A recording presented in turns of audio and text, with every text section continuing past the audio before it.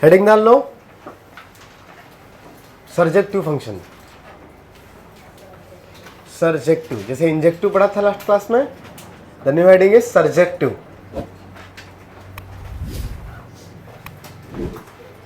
Bracket में लिखो onto function, ONTO, onto surjective, और मैं क्या बोल सकता हूं इसको, on to.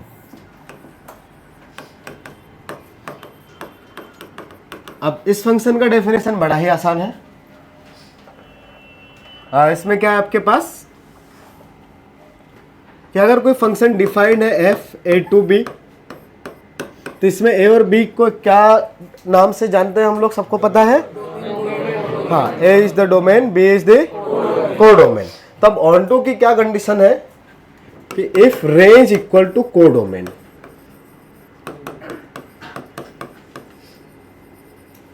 Codomain that is कौन है यहाँ पे, b। तो b अगर कंप्लीट अगर उसका कोडोमेन होगा तो उसको बोलेंगे ऑन टू फंक्शन।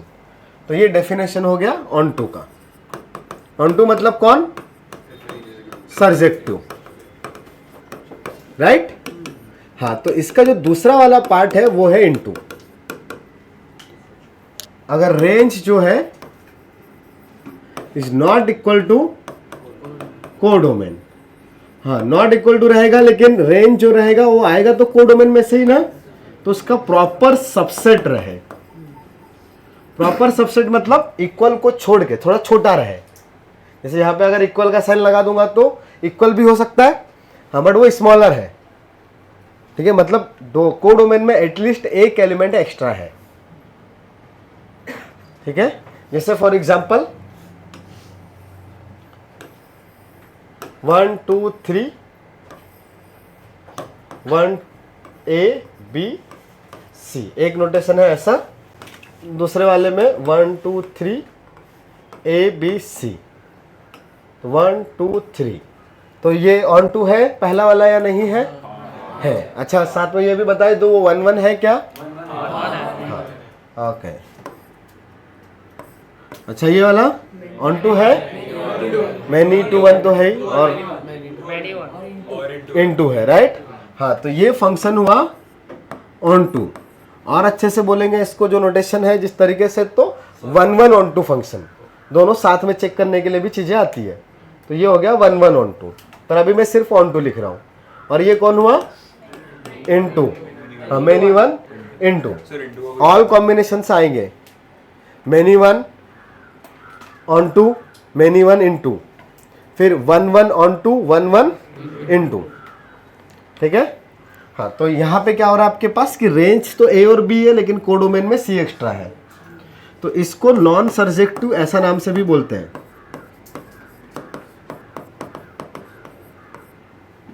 ठीक है। जैसे ऑन टू को हम लोग क्या बोलते हैं, सर्जेक्टिव। जैसे 1 1 को इंजेक्टिव बोला था और मैनी 1 को नॉन इंजेक्टिव, ऐसा ही केस यहाँ पे भी है। अच्छा, और एवरी फंक्शन जो है आइदर ऑन टू होगा आइदर इन टू होगा, कोई थर्ड कैटेगरी आएगी क्या, नहीं। तो एवरी फंक्शन इन दोनों में से किसी एक में तो काउंट होगा ही होगा। समझ में आ रहा है, हाँ, लिख सकते हो। तो डेफिनेशन में क्या लिखोगे, if range equal to the codomain then it is called onto function. बस इतना ही है। तो आपको ऑन टू और इन टू आइडेंटिफाई करने के लिए क्या कैलकुलेट करना पड़ेगा, रेंज। रेंज आता है, पढ़ा था ना अपन ने, हाँ। तो अभी क्वेश्चंस करते हैं रेंज वाले। चलिए, रेंज ही निकालना हुआ ना, नीचे लिखो। लेकिन ये हो गया लिख के, जस्ट मोदी नहीं आया, उधर उतना पीछे बैठता है, ओके। अगला चीज लिखो, इफ, नोट करके, note, if a function is injective and surjective both, if a function is injective and surjective both, bracket में लिख लेना 1 1 on 2,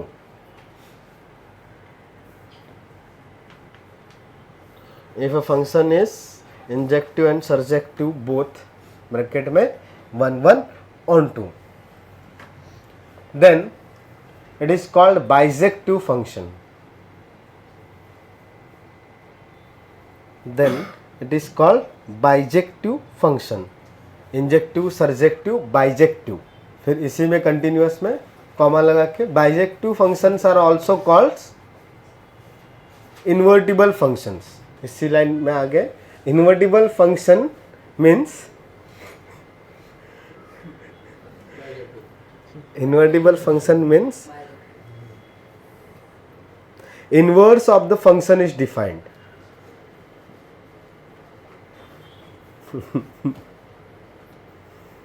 A then B, B then C, C then D, ऐसा वाला कहानी है। बाइजेक्टिव फंक्शन को क्या बोलते हैं? इन्वर्टिबल। इन्वर्टिबल का मतलब ही क्या हो गया कि जिनका इनवर्स डिफाइंड है। तो इनवर्स फंक्शन बाद में आएगा थोड़ी देर बाद, हाँ अभी लेकिन यही सब चल रहा है। तो अभी अगला पॉइंट है, if set A has,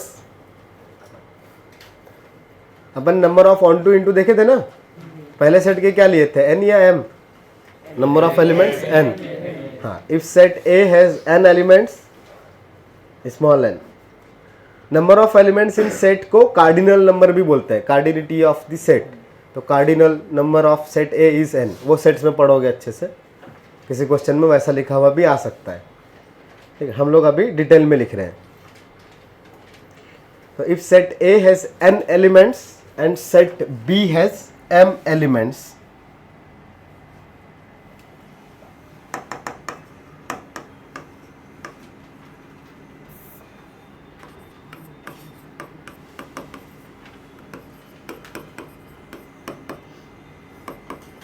then कुछ चीजें तुमसे पूछूंगा। देखो ऐसे दो सेट बनेंगे, A1, A2, A3 टिल कहाँ तक है इसमें, N, इसमें B1, B2 टिल Bm, और कोई फंक्शन है A2 B। हाँ, तो अपन ने अभी क्या लिखा, if number of elements in A is n, number of elements in B in m, then for a function f a to b,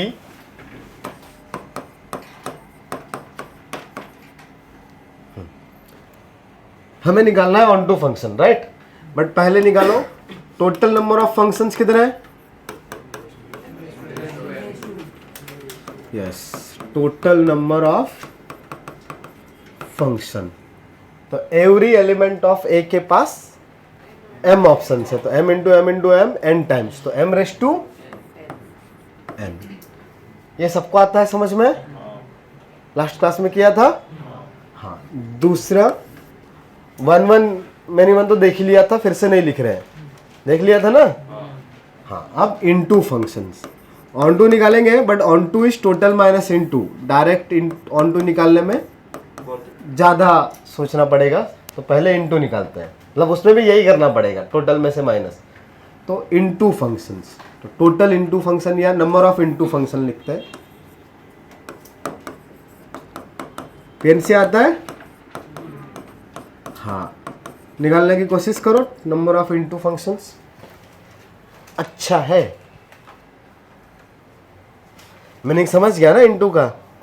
हाँ, अब अप्लाई करो, the good application.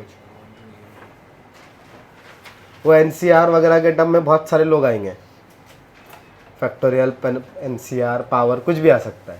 So the definition of into is at least one element of set B should not be the part of range. यही है ना into function का definition, अपन ने लिखा ना इनटू में मतलब यही है। तो एटलीस्ट वन एलिमेंट, तो 1 भी हो सकता है, एटलीस्ट आया तो क्या क्या कहानी होगी, 1 भी हो सकता है, 2 भी हो सकता है, 3 4 5 बहुत सारे हो सकते हैं, टिल n-1 तक। हाँ, तो हम लोग ऐसा करते हैं कि एक एलिमेंट को सेलेक्ट किया जो नॉन यूज्ड है, मान लो पहले एक ही को किया, तो एक ही एलिमेंट को किया तो हाँ, MC1 की NC1 M ना, मुंबई, हाँ, MC 1।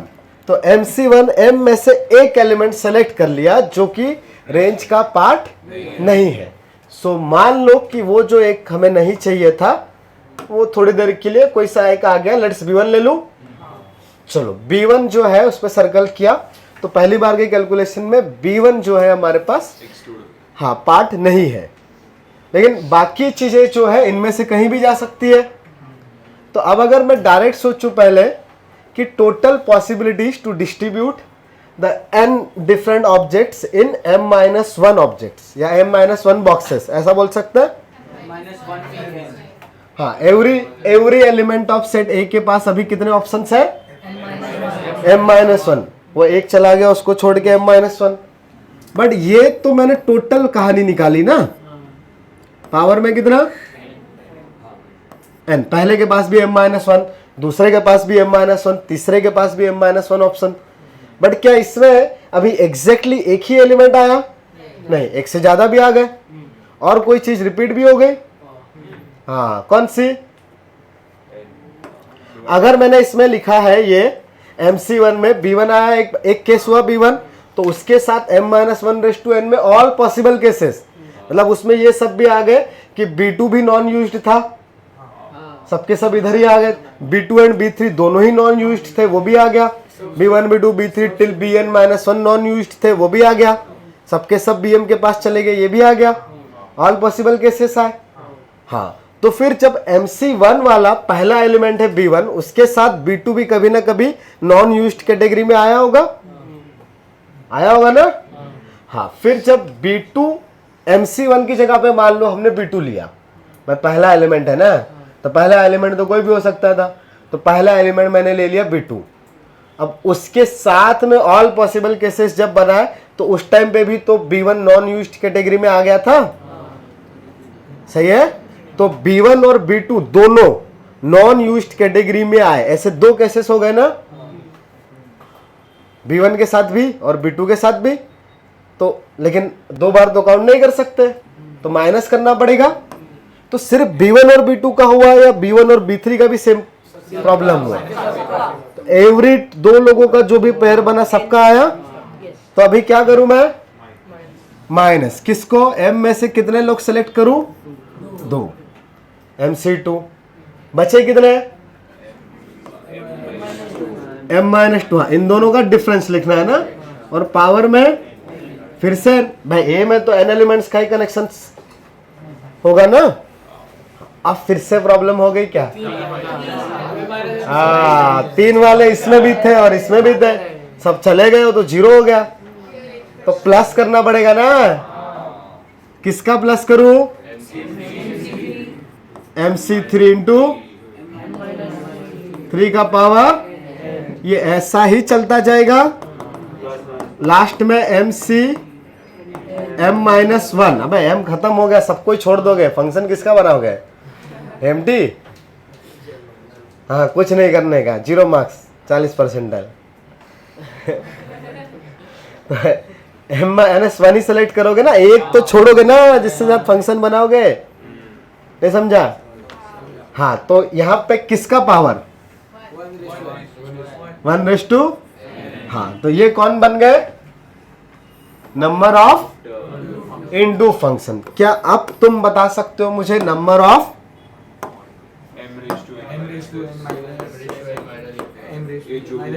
Yes, number of onto function. वो जो भी क्या लिखा है मोहित, वो जो भी लिखा है वो क्या है? हाँ, मतलब टोटल माइनस इनटू, तो total is M-N, Mumbai Nagpur. हाँ, M-N, नागपुर, कुछ भी बोल दो, माइनस ये पूरा चीज। अच्छा, ये जो पूरा कहानी था मैं उसको समेशन के टर्म में भी लिख सकता हूँ क्या? -1 करना पड़ेगा। हाँ, पहले ये वाला चीज को लिखूं मैं, तो ये MC मतलब समेशन के अंदर में MCR -1/r भी आएगा ना। नहीं, यहाँ पे कंफ्यूजन होगा, मैं नहीं लिखता। इधर भी छोटा वाला नहीं आ रहा। अबे इरेजर से बहुत टाइम लगता है। हाँ ऐसा हो गया, ठीक है। अब इसको डिटेल में लिख लेते हैं।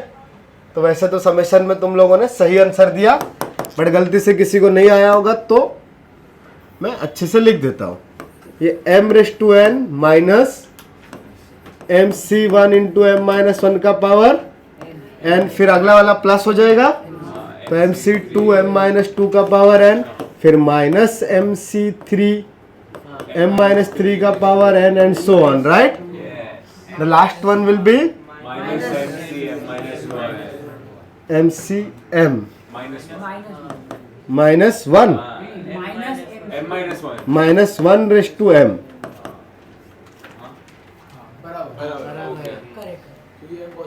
पॉजिटिव नेगेटिव हमको पता थोड़ी, एम नहीं, एम नहीं, m माइनस 1, 2 के साथ प्लस है, 3 के साथ माइनस है, ऐसा।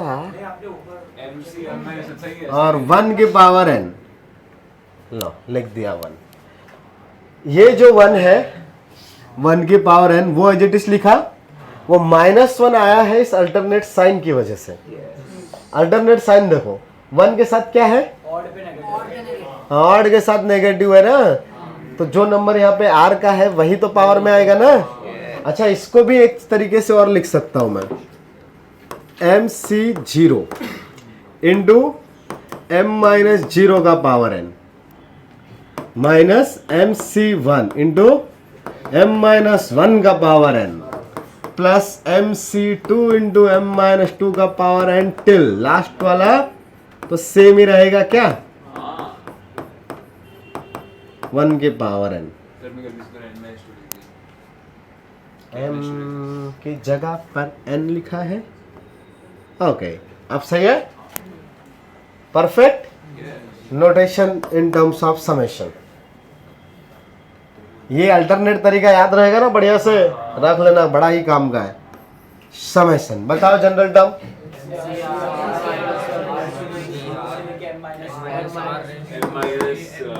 N minus 1. हाँ शायद सही बोल रहे हो, MCR m-r का पावर r का वैल्यू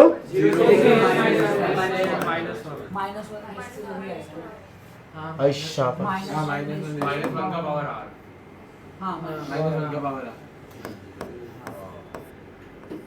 ऐसा क्या, हाँ लिख लो। ये r दिखाई दे रहा है, अच्छा स्क्रॉल भी करना था, ज्यादा छोटा हो गया। पहला क्वेश्चन किस पे करोगे, इधर वाले पे या पुराने वाले डेफिनेशन पे? ठीक ठीक ठीक।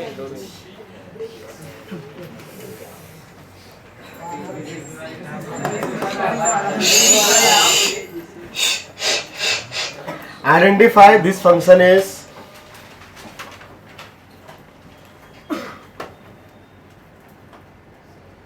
इंजेक्टिव, सर्जेक्टिव और बाइजेक्टिव, मतलब ओनली इंजेक्टिव, ओनली सर्जेक्टिव और बाइजेक्टिव। सारे क्वेश्चंस के लिए वही है, जो कमिंग क्वेश्चंस आ रहे हैं सबके लिए ऐसा ही है। आपको सबके लिए चेक करना है कि वो इंजेक्टिव है, सर्जेक्टिव है कि बाइजेक्टिव है। तो एफ ऐसा पहले फंक्शन बना लेता हूँ ना, फिर डोमेन लिखने का मजा आएगा। तो 2x minus 3 divided by x minus 8, तो r माइनस 8 से लेकर r माइनस 2, पहला। दूसरा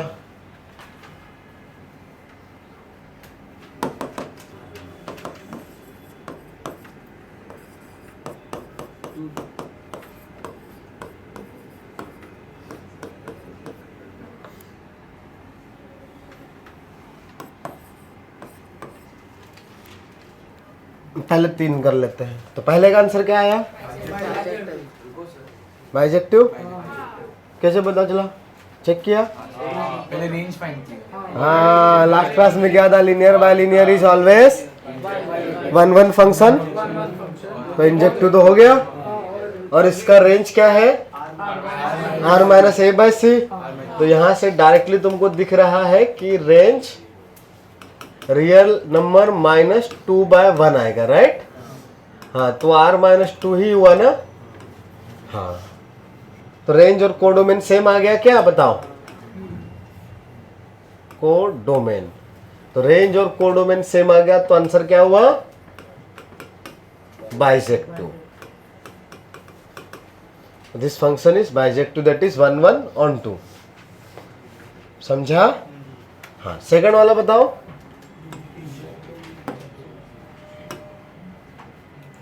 क्या है, 1 1 है, तब इंजेक्टिव है कि नहीं है, इंजेक्टिव लग रहा है, इंजेक्टिव है। देखते हैं कौन कौन गाली खाता है, कौन नहीं खाता है। चलो, तो पहला चीज, ये कौन कौन बोल रहा है कि ये भाई इंजेक्टिव नहीं है, और कौन कौन बोल रहा है कि ये इंजेक्टिव है, और बाकी लोग तो ज्यादा ही गधे हैं। तो बहुत गधे हो तुम लोग। एक्स स्क्वायर है, नेगेटिव डालेंगे पॉजिटिव डालेंगे, दोनों चीजें सेम ही आएगी। तो एवरी टाइम पॉजिटिव एक्स और नेगेटिव एक्स पे सेम आएगा भाई। डोमेन रियल नंबर देखे रखा है उन्होंने। हाँ, तो प्लस और माइनस दोनों पे सेम आएगा, तो 1 1 बचा क्या, नहीं। तो सबसे पहले अटेम्प्ट में मेनी वन तो हो गया, वो मेनी वन मतलब नॉन इंजेक्टिव तो बन ही गया। अब बात आती है किसकी, सर्जेक्टिव। तो सर्जेक्टिव के लिए क्या निकालना पड़ेगा, रेंज। तब ये बहुत छोटा फंक्शन है, एक्स स्क्वायर प्लस 2। तो रेंज निकालने के लिए ना अंदर से सॉल्व करते हैं, वेरिएबल कहां से कहां तक जा रहा है। तो x का वैल्यू रियल नंबर है, ध्यान से देख लो, बट एक्स स्क्वायर का वैल्यू कहां से कहां तक आएगा, बताओ। 0 से बड़ा रहेगा हमेशा, ऑब्वियसली इन्फिनिटी से छोटा है, नहीं लिखा तब भी चलेगा। इससे मुझे क्या ऐड करना है, 2। तो ये 2 से एक्स स्क्वायर प्लस 2 का वैल्यू हमेशा बड़ा रहेगा, ऑब्वियसली इन्फिनिटी से छोटा। इन्फिनिटी प्लस 2 तो इन्फिनिटी होता है। तो इसी का लॉग लिया है क्या, तो अगर इसका लॉग पॉजिटिव है सारी चीजें, और लॉग का बेस ये होता है ना ln का, तो इनइक्वालिटी चेंज तो नहीं होगी। तो ln 2 से इन्फिनिटी आया क्या, तो यही f ऑफ x गिवन है। तो f ऑफ x का वैल्यू ऑलवेज ग्रेटर देन और इक्वल टू क्या है, तो बताओ सेकंड वाले का रेंज कितना आया, से इन्फिनिटी। तो क्या ये कोडोमेन के इक्वल है, नहीं। तो यहां पे range is subset of codomain, right. हाँ, तो नॉन सर्जेक्टिव मतलब कौन, इनटू। तो मेनी वन इनटू बना क्या, वही मेनी वन इंजेक्टिव मतलब नॉन इंजेक्टिव नॉन सर्जेक्टिव। समझ में आया, ये रेंज निकालने का तरीका समझ में आ रहा है। हाँ, फंक्शन में अंदर वाला जो वेरिएबल है वहां से कहानी स्टार्ट कर रहे हैं। तीसरा क्वेश्चन, किसका किसका आंसर आया, इंजेक्टिव ओनली, तो सही आया। तो डोमेन तो भाई 1 से इन्फिनिटी है, अंदर में क्वाड्रेटिक है, साल भर से पढ़ते आ रहे हैं। तो 1 से इन्फिनिटी में इस क्वाड्रेटिक का रेंज चाहिए बस। तो क्वाड्रेटिक का रेंज निकालने के लिए उसके वर्टेक्स का लोकेशन चाहिए। तो हम तो क्वाड्रेटिक को इतने अच्छे से जानते हैं कि क्वाड्रेटिक का नाम सुनते हैं उसका ग्राफ बन जाता है दिमाग में। और ये वाला वैल्यू का कोऑर्डिनेट होता है -b/2 है, तो -d/4 है, तो बाद में निकालेंगे। हमें तो क्या चाहिए, x कोऑर्डिनेट ना। हाँ, तो -2 आया, तो -2 पे इधर आ रहा है, तो हमारे पास तो डोमेन में है ही नहीं ना -2। तो हमें तो कहां से स्टार्ट करनी है, कहां नहीं, 1 से। तो भाई 1 तो इसके राइट में ही आएगा क्या, इधर। तो x = 1 यहां पे आएगा। तो जो रिक्वायर्ड ग्राफ है इसके आगे वाला ही है क्या। तो मिनिमम वैल्यू कितना आएगा बताओ। यस, तो minimum of f of x will be f of 1 आएगा। At x = 1 the function will be minimum. कोई कंफ्यूजन, तो 1 पुट कर दे, कितना आएगा f ऑफ 1 का वैल्यू। यस, तो ln ऑफ 1 + 4 + 5। अच्छा, मैंने सिर्फ क्वाड्रेटिक की बात करी, ये वाला ग्राफ किसके लिए बनाया था अभी तक, हाँ, बट उसके बाद लॉग लगाने के बाद हमने तो 1 पे मिनिमम बोल दिया। हाँ, बिकॉज लॉग कैसा फंक्शन, इंक्रीजिंग। लॉग के अंदर वाला मिनिमम होगा तभी तो लॉग मिनिमम आएगा ना। हाँ, तो 1 + 4 + 5 कितना होता है ये ln 10। तो रेंज कितना आया, करेक्ट, बिकॉज इन्फिनिटी पे तो क्वाड्रेटिक इन्फिनिटी है, x का वैल्यू इन्फिनिटी, क्वाड्रेटिक इन्फिनिटी, तो लॉग भी इन्फिनिटी। तो ये है इसका रेंज। एंड दिख ही रहा है कि इसका कोडोमेन कितना है, 0 से हाँ, तो ऑन टू हुआ कि इंटू। फिर अब बात आती है, चलो इंटू तो पता चल गया आपको, पर 1 1 है या नहीं है, तो इधर वाला ही ग्राफ आएगा ना। तो ये पूरा 1 1 ही रहेगा, लॉग के अंदर पुट करेंगे तब भी ये क्या रहेगा, इंक्रीजिंग रहेगा, तो 1 1 ही रहेगा। हाँ, तो इंजेक्टिव या 1 to 1 1 1 ऐसा लिख दूं,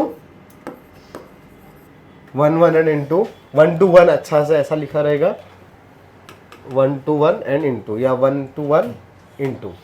-2 डोमेन में अगर होता तो ये 1 to 1 एंड ऑन टू बन जाता, बाइजेक्टिव बनता। -2 से इधर आ जाते तब ये मेनी 1 बन जाएगा। एक्स की अभी तो वाई रिपीट ही नहीं हो रहा ना कहीं पे। अगला क्वेश्चन वही, ये आइडेंटिफाई करना है तुमको, कुछ और नया काम नहीं करने का। किसका आया मेनी 1 इंटू मेनी 1, किसका आया, सही बात है, ओके। इंटू किसका आया, ये भी सही है। जिनका इंटू आया उन्होंने परफेक्ट रेंज निकाली होगी, तो बताओ रेंज क्या है, ln of cos 1 से ln of cos 1 से 0, परफेक्ट है। तो ln of cos 1 नेगेटिव आएगा, हाँ आएगा। क्या बात है, तुम लोग रेंज आते हैं तुम लोग, क्या बात है, 3-4 लोगों को रेंज आ जाती है, बहुत बढ़िया चीज है भाई, सही है। cos 1 से ln cos 1 से 0, अरे वाह, थैंक यू। चलो इस पे तुमको डांटने मिलेगी। हाँ, तो देखो भाई, ये रेंज निकालने के लिए कहाँ से देखेंगे, लॉग से, कॉस से, या साइन से। तो साइन एक्स का रेंज कहाँ से कहाँ तक होता है, लेकिन उसका तो कॉस लगाने का है ना। तो साइन एक्स को अगर टी ले लिया मैंने, ये छुटकू सा पार्ट टी है, तो ये कॉस टी का रेंज बताओ, टी का वैल्यू -1 से 1 है, तो कॉस का ग्राफ अगर गलती से तुम लोग को आता होगा तो ऐसा आता है। हाँ, ऐसे ऐसा नहीं बनता है यार, अच्छा बनता है ऐसा, कहाँ से बनेंगे, ऑलमोस्ट ठीक है, ठीक है, ठीक है।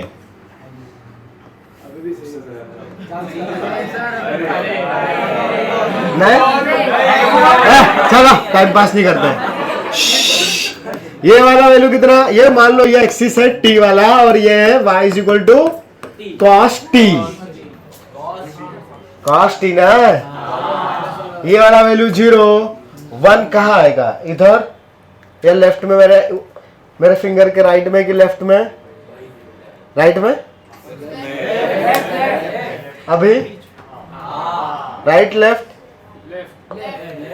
यहाँ, हाँ, ये वाला पॉइंट कितना होता है, और π/2 का मतलब कितना, हाँ, बट हमको तो 1 चाहिए था बस, तो -1 भी इधर ही आएगा क्या, तो -1 से 1 वाला ग्राफ, बस इतना सा है अपना। आप sin x के अंदर की चीजें पुट करोगे -π/2 से π/2, बट cos का वैल्यू तो -1 से 1 ही आएगा। तो अगर मैंने अभी ये cos ऑफ sin x को क्या ले लिया, z ले लिया, तो बताओ z का रेंज कहां से कहां तक है, ये y मतलब यही z लिया है ना मैंने, तो z मतलब कितना है बताओ बताओ। cos 1 से, हाँ, पहले z की कहानी पूछ रहा हूं मैं, बस ये y की जगह पे z लिख दो, ओके। z मतलब कौन,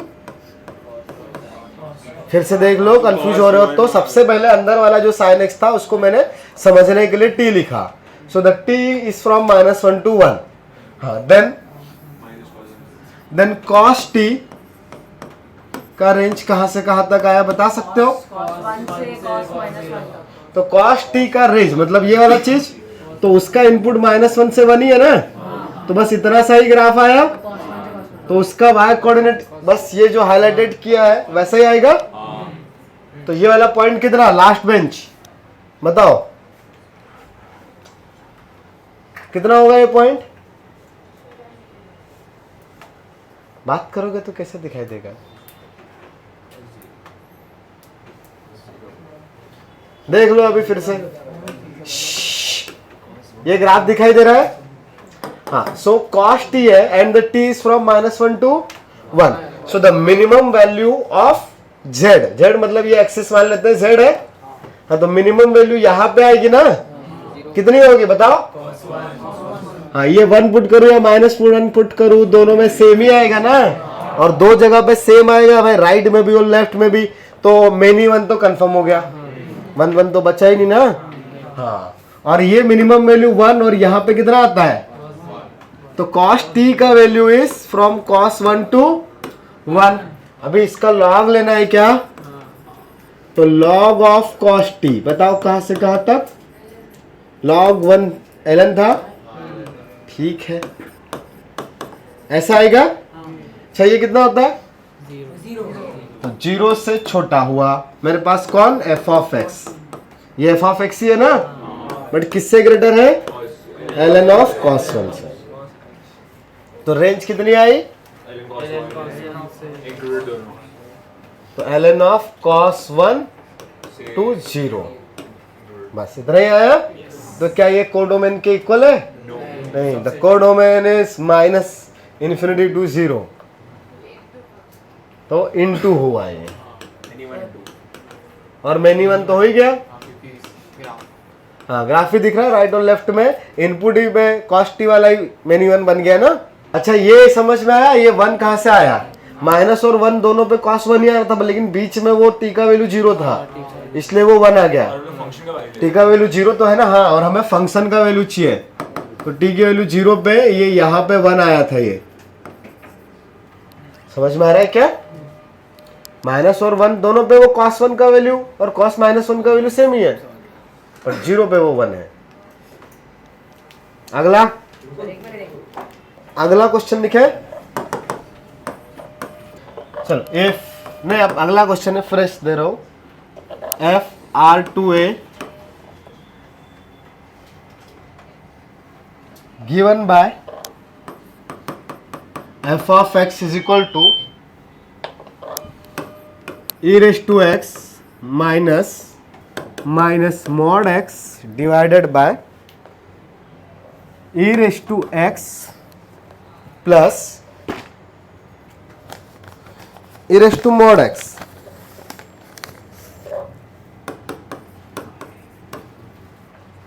ऐसा एक क्वेश्चन है छोटा सा।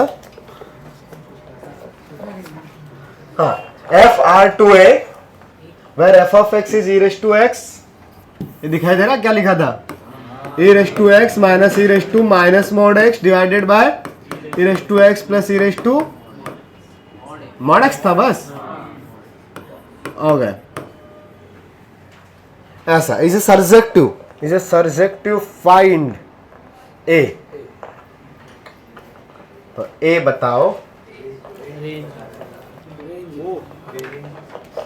हाँ क्या ही करना है, चलो मैं ट्राई कर लो।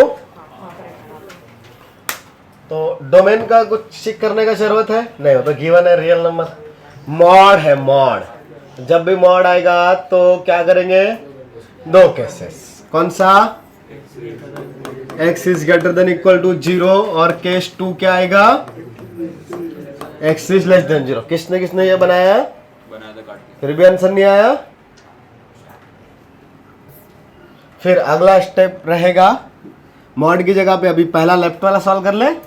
हाँ, तो ये था मेरे पास केस 1 कि x का वैल्यू ग्रेटर देन 0, तो यहां से आ जाएगा मेरे पास f of x is equal to e raise to x minus e raise to minus x। भाई x का अगर वैल्यू ग्रेटर देन 0 है तो मॉड x का वैल्यू क्या आता है, x ना, हाँ, divided by e raise to x plus e raise to x. बताओ जस्ट नेक्स्ट स्टेप क्या आएगा बेटा, इसको सिंप्लीफाई करके क्या लिखूं? उसको फिर 1 by e raised to x very good, e raise to x minus 1 by raise to x, और डिवाइड वाला 2 ई रेस टू एक्स। क्या बात है यार, बता दिया तुमने, बहुत बढ़िया। हाँ तभी सिंप्लीफाई हो रहा है। खैर इसकी जरूरत नहीं थी, बट ठीक है, ये ई रेस टू एक्स है, अलग अलग डिवाइड कर सकते हैं। अलग अलग डिवाइड करने से क्या फायदा, इधर भी ई रेस टू एक्स है तो एक बार कैंसिल आउट होगा ना, कांस्टेंट आ जाएगा, करेक्ट। तो 1/2 को बाहर रहने दो, ये e raise to x divided by e raise to x minus 1 by raise to 2x हो जाएगा क्या? ये इसका कुछ काम नहीं है, छोटू सा है। हाँ तो यहां से इधर क्या आ जाएगा बताओ, ये half into 1 minus e raise to minus 2x। तो e raise to minus x, but x का वैल्यू कैसा है, पॉजिटिव, तो इसका रेंज क्या आएगा ई रेस टू माइनस 2x का? 0 से 1। हाँ चाहो तो ऐसा देख सकते हो, ई रेस टू माइनस 2x का जो ग्राफ बनेगा वो ऐसा बनेगा ना, तो ये 0 और ये इन्फिनिटी। तो पॉजिटिव के लिए तो सिर्फ यही वाला y कोऑर्डिनेट मिलेगा, 0 से 1 वाला। तो यहाँ पे चाहो तो मैं लिख देता हूँ, फॉर x ग्रेटर देन और equal to 0 e raise to minus 2x का मिनिमम वैल्यू आएगा 0, बट मैक्सिमम होगा 1। उल्टा है ना, समझ में आ रहा है? हाँ तो अगर ये ऐसा है देन इसी चीज को 1 में से माइनस करना है ना, तो उल्टा माइनस होगा, इधर वाला चीज यहाँ पे आ जाएगा, तो 1 माइनस 1 0 इंक्लूड, और 1 में से 0 को माइनस करेंगे तो 1 बचेगा नॉट इंक्लूड। उल्टा हो जाएगा ना, माइनस है ना बीच में, तो इनइक्वालिटी बदल जाएगी। तो 1 में से 1 माइनस करेंगे तो 0 इंक्लूड होगा, और 1 में से इस 0 को माइनस करेंगे तो 1 ही बचेगा जो कि नॉट इंक्लूडेड है। तो 1 minus e raise to minus 2x का वैल्यू कहां से कहां तक आया, 0 से 1। डिवाइड क्या करना है बताओ अभी, हाफ ही तो करना है ना, अपने को चाहिए क्या, हाफ इंटू दिस, पूरे इक्वेशन में 2 से डिवाइड कर दो। तो 0 से बड़ा हुआ मेरे पास y का वैल्यू, बट हाफ से छोटा, ऐसे ही है। तो रेंज क्या आया, यस 0 से हाफ। ऐसे ही किया तुम लोगों ने, तो ई रेस टू एक्स को y ले लिया। क्वाड्रेटिक किस में बना, ई रेस टू एक्स को कुछ t सब्स्टिट्यूट किया ना, तो उससे आंसर आ गया। हाँ बस उसमें t पॉजिटिव नेगेटिव वाला कंडीशन उसमें भी देखना ही पड़ेगा, चलेगा वो भी चलेगा, बट ये ज्यादा आसान लग रहा है, ये टफ है, ये टफ है। हाँ कहीं से भी काम करो सब चलेगा। अच्छा ये दूसरा केस तो सॉल्व ही नहीं किया रहा, लेकिन जरूरत है क्या, क्यों नहीं है, 0 ही आएगा, सही बात है। इस केस के लिए मॉड x की जगह पे क्या लिखोगे, माइनस एक्स, तो e raise to x minus e raise to x by e raise to x plus e raise to minus x, that is 0। Numerator में 0 हो गया ना, तो बस यही रेंज आ गया जो लिखा था। लेकिन ग्राफ किसका, पूरा ई रेस टू, पूरा एफ ऑफ एक्स का, तो उसमें ई रेस टू एक्स को उसमें टी लिया, फिर कैसे काम किया, तो गलती करी ना उसमें, इसलिए माइनस हाफ आया। हाँ मतलब आएगा, ये ग्राफ तो किसी भी फंक्शन का बनाओगे तो आंसर तो आएगा, रेंज तो मिल ही जाएगी, बट आपको सारे तरीके आने चाहिए। मतलब ग्राफ जब ऐसा लगे कि ग्राफ बनाना ज़्यादा आसान है ग्राफ बनाओ, जब ऐसा लग रहा है कि डायरेक्ट मैनिपुलेशन से काम हो रहा है तो वो कर लो। तो यहाँ पे डायरेक्ट मैनिपुलेशन से आ रहा है, किसी किसी को ये टफ लग रहा है, क्या टफ लग रहा है बेटा इसमें, सिमिलर टर्म है इतने सारे, तो इसमें तो ये तो बार बार आते रहता है ना, सिमिलर टर्म आ रहा है तो कैंसिल आउट ही करेंगे ना, ये तो कॉमन चीज़ है, अपने दिमाग में होनी चाहिए। जब भी सिमिलर टर्म्स दिखेंगे उनको कैंसिल आउट करने के बारे में सोचो, तो ऐसे मैनिपुलेशंस करेंगे। और हम ट्राई करते हैं रेंज निकालने के लिए कि सिंगल वेरिएबल में चीज़ें दिख जाए, मतलब और वो एक ही जगह पे दिखे। जैसे अगला क्वेश्चन, चलो ये हो गया, अगला क्वेश्चन लिखो। ये मैनिपुलेशंस देख लो, अगर चमक गए ना, ये बहुत मैंने बहुत ज़्यादा स्टेप्स लिखी है, इनमें से 4-5 स्टेप में कम कर सकता हूँ, लिखी 6-7 होगी, और तुम भी कर सकते हो अगर ये टेक्निक तुमको ये सब चीज़ें अगर मैनिपुलेशन से इतना समझता है तो। जैसे अब ये सब फालतू का क्यों लिखूंगा मैं, बताओ, ये यहाँ से ये क्यों लिखूंगा, फिर ये क्यों लिखूंगा, और फिर वापस जाके ऊपर उसको लेके जाओ, ये क्यों लिखूं, मैं सीधा यहाँ से यहाँ पे लिख सकता हूँ ना, तो ये तो फालतू है, इतना लिखना क्यों है, इवन ये भी क्यों लिखना है तुमको, मॉड x को प्लस माइनस x लिख के दिखाने का जरूरत किसको है, तो सीधा यहां से यहां आने की जरूरत थी, सही है।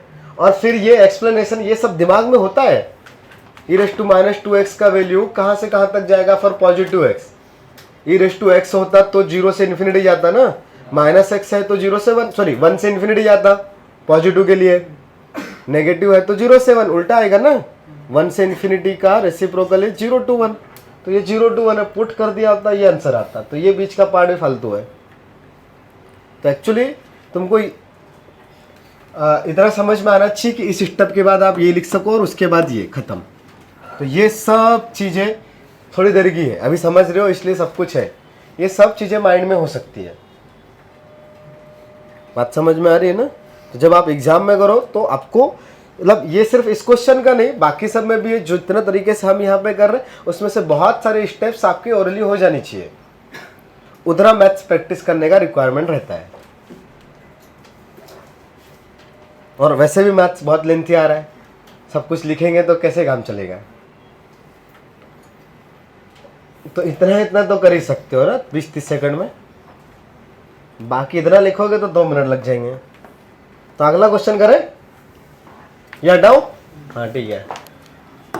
तो एक और फंक्शन है f(x), पहले फंक्शन ही बना लेता है, तो 2 times of fractional part of x -1 करके रखा है क्या इसे रेंज का, नहीं ना, 2 टाइम्स चलो लिख दिया तो लिख दिया, fractional part of x +1 on two into में जान दो, रेंज निकालो तुम तो सीधा, रेंज और कोडोमेन सेम हो जाएगा ना, तो ऑन टू इतना तो याद हो गया ना, अभी डेफिनेशन याद रहेगा ना ऑन टू का, बड़े ही काम का, मल्टीपल चॉइस के लिए बहुत क्वेश्चंस बनते हैं इनटू ऑन टू से, जो मोर देन 1 करेक्ट क्वेश्चंस आते हैं उनमें एक ऑप्शन आएगा 1-1, दूसरा आएगा मेनी 1, तीसरा आ जाएगा दोनों नहीं है या बाइजेक्टिव, ये वो कुछ ऐसा, 1-1 ऑन टू मेनी 1 यही सब है, सही है। तो लगे रहो, अच्छे क्वेश्चंस मिलेंगे। चलो रेंज निकालना है क्या बेटा, अब ये फंक्शन बड़ा ही अच्छा है, लीनियर बाय लीनियर है, हाँ, लेकिन अगर मैंने इसको ऐसा ले लिया फ्रैक्शनल पार्ट ऑफ x को t, तो ये बताओ क्या बचेगा फंक्शन, ये f(t) वाला, तो मैं उसको नया फंक्शन लिख दूंगा ना, तो 2t - 1/t + 1। अब ये वाली चीज में क्या मैं डायरेक्ट t का वैल्यू मिनिमम और मैक्सिमम पुट कर सकता हूं, कर सकता हूं। ये कैसा फंक्शन है, लीनियर ही है, 1-1 फंक्शन है,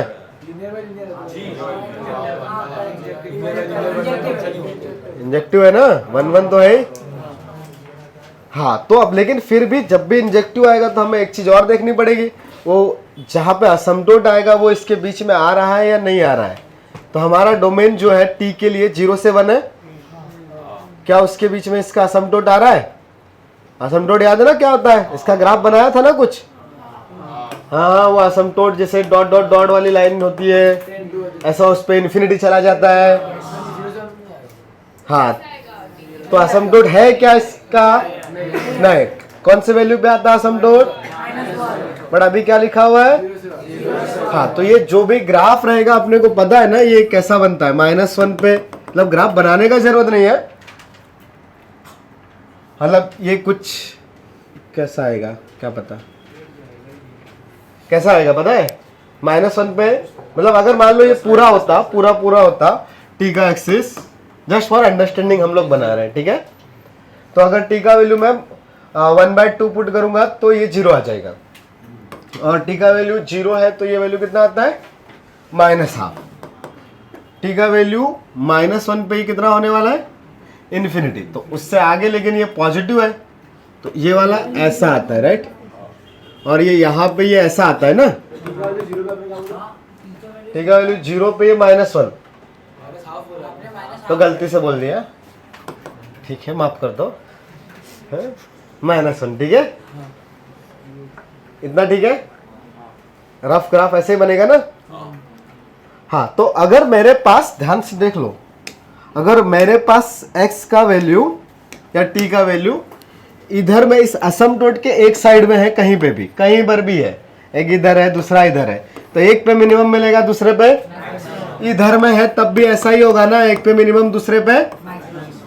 लेकिन अगर एक इधर आया और दूसरा यहाँ पे आया तब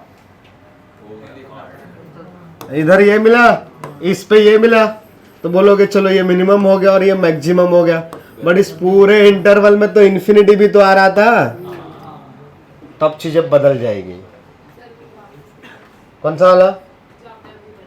अरे यार, ठीक है, ये अगर ग्राफ आपका ऐसा है,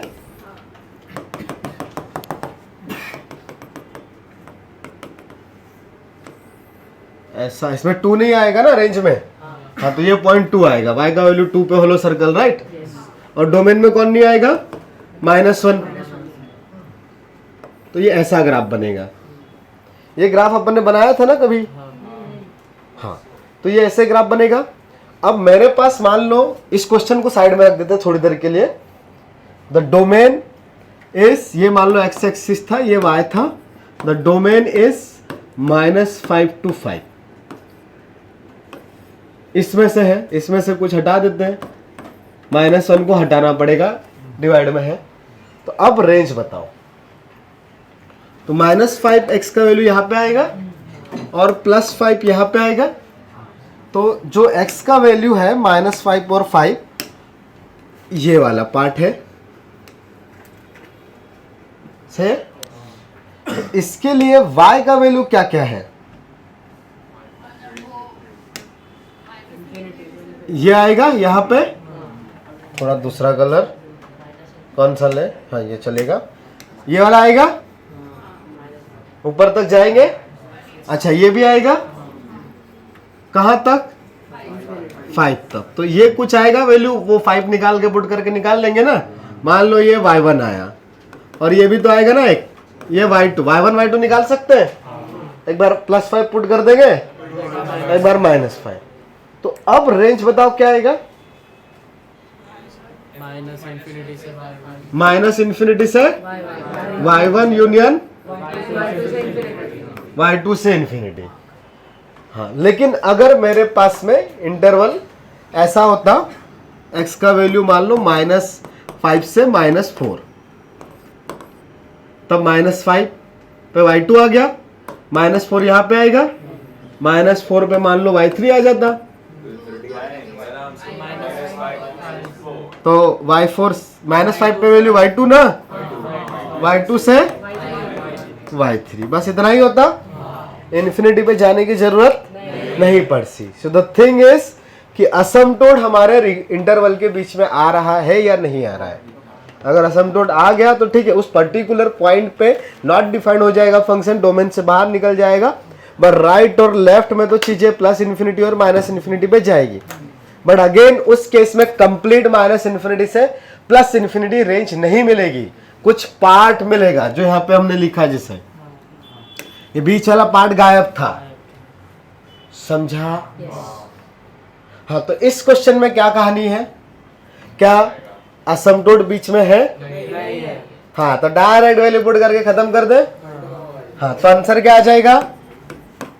इस क्वेश्चन में सिर्फ ऐसा था, तो इसमें फ्रैक्शनल पार्ट का वैल्यू ऑटोमेटिकली कहां से कहां तक आता है? तो फ्रैक्शनल पार्ट को मैंने t लिखा है ना, हाँ, तो ये वैल्यू आता है 0 से 1, तो 0 पुट करो, तो f ऑफ 0 -1, 1 पुट करो, हाफ, 1 ही पुट करना था ना, तो आंसर बताओ, -1 से half, -1 included half, not included. अगर मैंने गलती से नीचे में 2x माइनस 1 लिखा होता, मतलब 2 फ्रैक्शनल पार्ट ऑफ x, तब तो वो बीच में आता ना वैल्यू। करना है वैसा क्वेश्चन, कर लेने का अगले वाला। ये तो नोट करने जैसा कुछ है नहीं ना, करोगे इसमें से क्या नोट करोगे?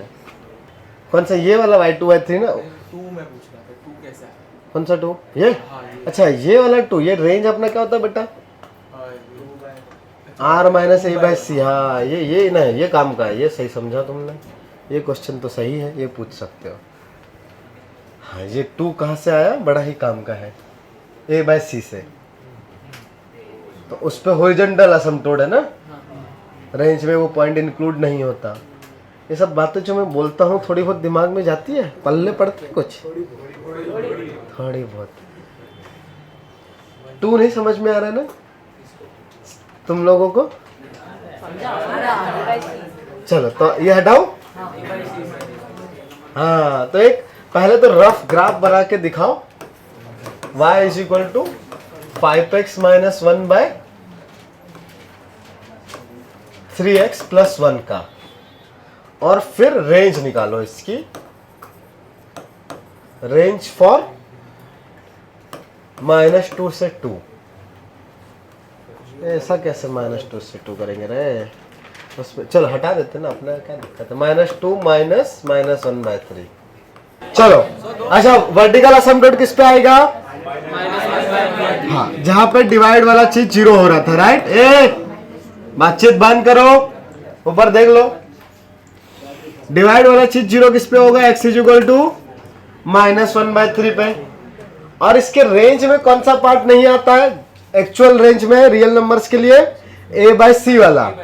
तो a कितना है? 5, c कितना है? 3। तो 5/3 पे हॉरिजॉन्टल असमतोड़।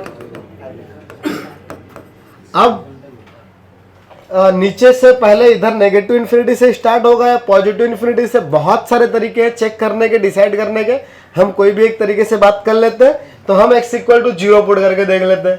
नीचे कट कर रहेगी, ऊपर डायरेक्ट हो जाएगा। तो 0 पुट किया तो -1। तो -1 मतलब यहां से तो ग्राफ पता चल गया भाई, इधर से आएगा ना। y x इंटरसेप्ट से भी पता कर सकते थे। इसका y का वैल्यू 0 कब आएगा? 1/5 पे। ठीक है। अच्छा, तो बचा हुआ पार्ट ऑटोमेटिकली यहां से जाएगा क्या? इधर। तो अब लेकिन ये तो चलो ग्राफ हो गया, तो किसका किसका गलत गया? ये मतलब गलत गया। ओके, अभी जो भी गलती की थी समझ में आ रहा है? असमतोड़ में गलती करी थी तो किधर गलती करी थी? हम किसी और से बात कर रहा था, सही होगा तुम्हारा। चलो अभी हाँ, तो अगला वाला चीज क्या है? रेंज किस रीजन में? लेकिन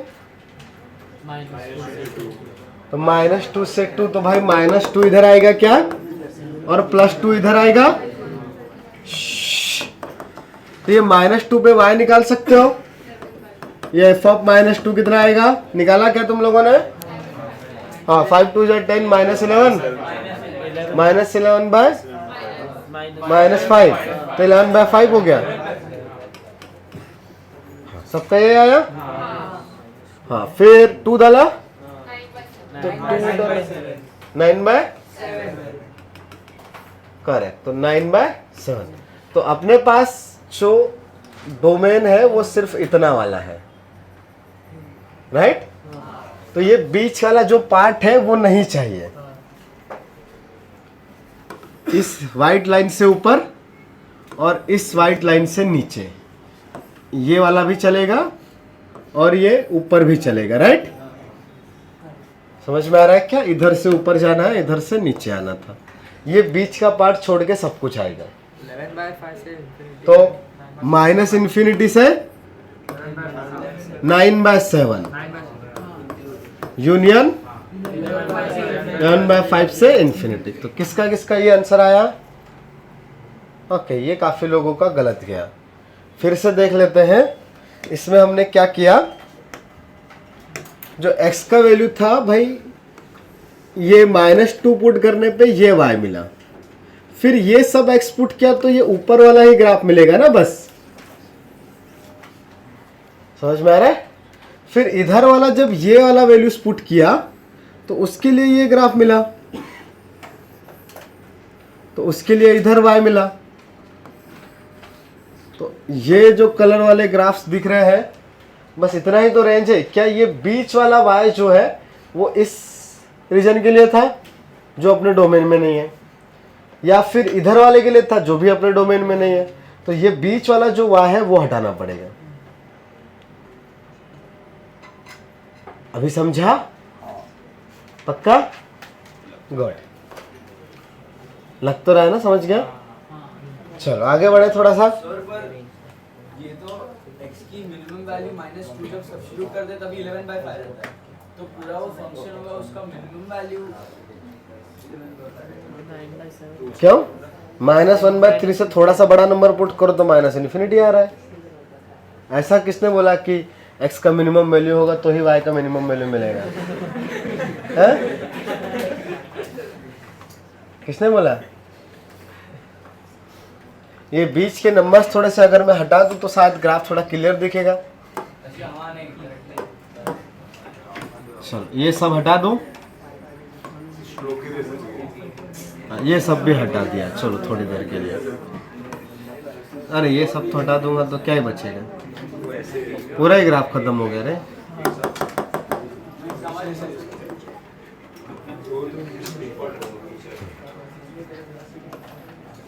तो इस x के लिए बेटा ये ऊपर वाला y है ना, हाँ, इधर वाले x के लिए ये सब आया तो यहाँ पे मैक्सिमम मिलेगा, इधर में ये मिनिमम आया। बट इसके जस्ट आगे ये सब भी तो डोमेन में है, तो इसके लिए सबसे मिनिमम y क्या मिल रहा है? सबसे नीचे वाला पॉइंट कितना होता है? इधर y कोऑर्डिनेट कितना होगा? तो -∞ से छोटा कुछ और मिलेगा नहीं। हाँ, इधर से फिर वापस बढ़ते बढ़ते बढ़ते कहाँ तक आ रहा है इंक्रीज होते हुए? इस पॉइंट तक 2 है ना, तो इस पे कुछ आएगा ना, f(2) अभी निकाला था अपन ने। तो ये वाला जो y एक्सिस की वैल्यूज है ये सब भी आई रेंज में, और फिर इस पॉइंट से ऊपर वाली भी आई रेंज में। बट ये बीच का जो पार्ट था वो कभी नहीं आया, क्योंकि वो है नहीं। हाँ वो डोमेन में, उसके लिए x हमें ये सब पुट करना पड़ेगा और ये x अपने डोमेन में नहीं है। ठीक है, कोई कंफ्यूजन? सही, समझा दे। चलो तो आगे बढ़े, अगला हेडिंग डालो, आइडेंटिकल फंक्शंस। Identical functions.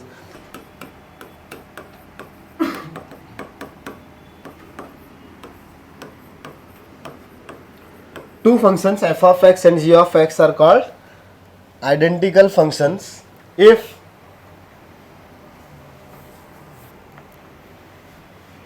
पहला, अच्छा गेस करोगे, डोमेन सेम होना चाहिए और रेंज सेम होना चाहिए और एलिमेंट्स, मतलब ईच एंड एवरी पॉइंट पे वैल्यू भी सेम आनी चाहिए। भाई इक्वल है ना, हाँ मतलब एग्जैक्टली इक्वल। तो x1 डाला और y1 आया तो दोनों में x1 पे y1 ही आना चाहिए। हाँ बस वही लिखने वाला है भाई, इक्वल इक्वल है मतलब सब कुछ सेम, बस लिखने का तरीका बदलेगा बट वैल्यूज सब कुछ सेम होना चाहिए। हाँ तो पहला चीज है डोमेन, क्या लिखोगे? The domain of f of x would equal to domain of g of x, correct. तो df इक्वल टू dg मैं नोटेशन में लिख देता हूं। तो domain of f of x would equal to domain of g of x। दूसरा range of f of x is equal to range of g of x। But ये दोनों चीजें अगर हो भी जाए तब भी ये सफिशिएंट कंडीशन नहीं है दो फंक्शंस को इक्वल होने के लिए। जैसे for example sin x and cos x, sin और cos का रेंज डोमेन सब कुछ सेम है बट क्या वो इक्वल है? नहीं, sin x is not equal to cos x। हाँ तो तीसरा वाला क्या लिखेंगे? हाँ मतलब ऐसा f of x is equal to g of x for all X belongs to domain. Correct f of x is equal to g of x for all x belongs to their domain. दोनों का domain same ही है, तो f of x is equal to g of x for all x. हाँ उल्टा है,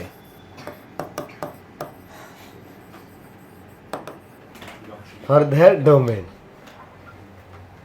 ठीक है, अभी भी खुशी हो रही है उसको मार खाने की.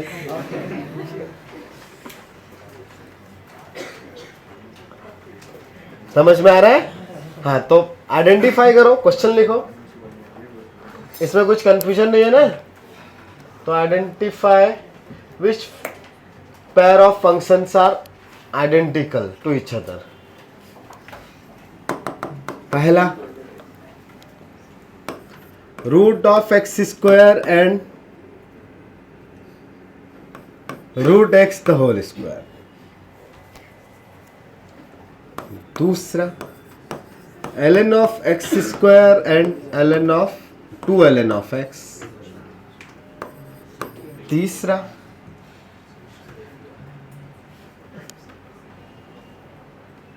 क्या बात है?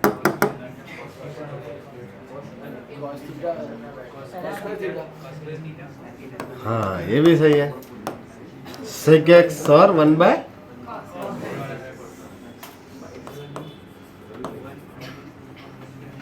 ऐसा. ठीक है,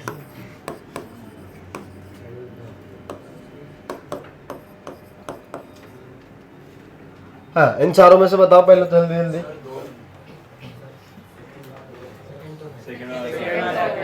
सेकंड आइडेंटिकल है, फर्स्ट नहीं है. फर्स्ट नहीं है, Because नहीं. minus दूसरा नहीं है. दूसरे में कौन कौन है वाला कि आइडेंटिकल है? हाथ ऊपर करे, identical. सबका आइडेंटिकल है. सेकंड वाला सेकंड वाला नहीं, सबका गलत गया. Because minus होगा तो फिर अलग हो जाएगा. इसका डोमेन जी other than zero, real number minus zero. इसका डोमेन ओनली पॉजिटिव. यहाँ पे तो -2 पुट कर सकते हो ना, -2 का स्क्वायर +2 बन जाएगा, बट इधर -2 रख सकते हो क्या? नहीं. तो यहाँ पे domain of f is not equal to domain of g. Domain समझ में आ रहा है ना? इधर भी सेम ही कहानी है भाई. इसका डोमेन क्या है? Real number. इसका क्या है? Real plus. नहीं खाली पॉजिटिव प्लस ही बोल दे उसको. Real plus including zero. हाँ ठीक है, इसका 0 से इन्फिनिटी है. अच्छा यहाँ पे क्या है? r -0 और यहाँ पे ओनली r प्लस. Yes. कहानी अलग अलग है ना, डोमेन ही अलग था. हाँ, अगला वाला ये आइडेंटिकल है. हाँ यहाँ पे डोमेन दोनों का सेम है. सेक एक्स का डोमेन जहाँ पे कॉस का वैल्यू 0 होता है उसको छोड़ के सब कुछ, और ये इस फंक्शन का डोमेन कॉस एक्स 0 नहीं होना चाहिए, उसका कंडीशन सेम ही कहानी है. तो ये आइडेंटिकल है, वैल्यूज तो सेम ही आएगी ना. अच्छा ये वाला नहीं है. ये क्यों नहीं है? ट्रिक है. हाँ? थर्ड है तो फोर्थ नहीं होगा. क्यों नहीं है? रीजन रीजन सेक में नेगेटिव भी आता है, माइनस इन्फिनिटी भी आता है. इसका डोमेन सेक में माइनस इन्फिनिटी भी आता है. -∞ का -1 है ना वो तो. सेक का भी 0 नहीं है. रेंज तो सब कुछ आएगा ना. अब रेंज तो दोनों का सेम है, वैल्यूज भी सेम आएगी. डोमेन अलग है. इसका माइनस हाँ डोमेन. वो नहीं है उसका माइनस. इसका डोमेन है रियल नंबर और इसका डोमेन है यार रियल नंबर माइनस ऑड π/2. इसके लिए कॉस कभी 0 नहीं हो सकता, और यहाँ पे कॉस न्यूमरेटर में था, सब चलेगा. ये जिस फॉर्म में लिखा हुआ है उसी फॉर्म में डोमेन चेक करना है. आपने सेक को 1/cos लिख दिया, ऊपर कॉस चला गया तो हाँ भाई डिफाइन हो गया, वैसा नहीं चलेगा. ठीक है, जिस फॉर्म में लिखा है उस फॉर्म में वो डिफाइन होना चाहिए. बात समझ में आए सबको? Very good. अगला log of e raise to x base c, और दूसरा फंक्शन है अपने पास e raise to l n x. Identical है कि नॉन आइडेंटिकल है? क्यों? हाँ क्यों? अगर आइडेंटिकल है तो क्यों, नहीं है तो क्यों? Raise to minus x minus आके माइनस उसका है एक्स। अच्छा ये वाला आगे आ जाएगा, तो x into log e base c 1 ही होता है। अच्छा ये वाला भी इंटरचेंज हो सकते हैं, तो x is equal to l n e, ये भी एक्स आ गया।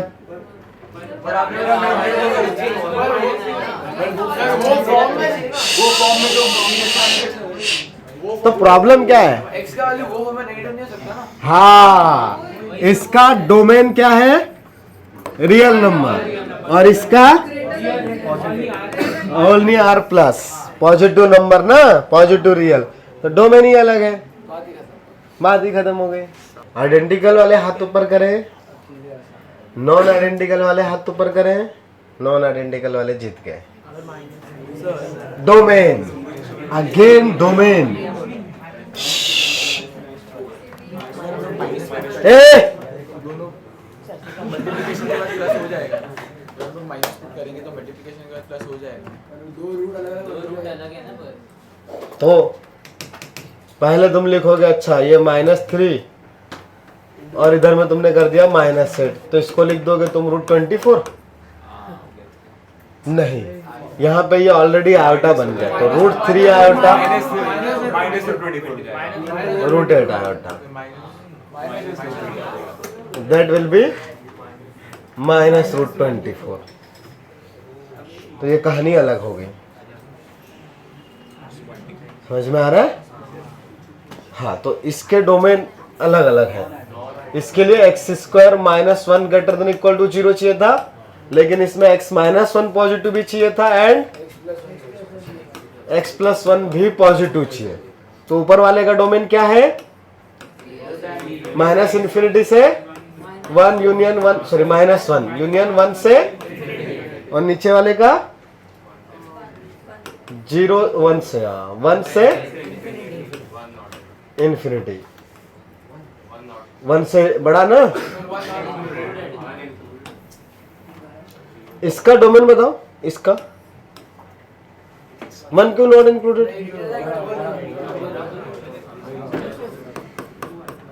अच्छा डोमेन बताओ, ऊपर वाले का डोमेन क्या आया? सबको आता है निकलते हुए? नीचे वाले का डोमेन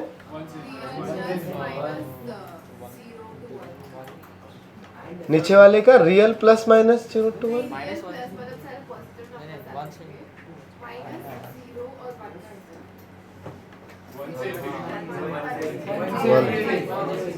वन से इन्फिनिटी। सिंपल सिंपल बोल लिया करो, पर कोई बात नहीं, गलत गया। The domain of this function is x belongs to 1 to infinity union -1।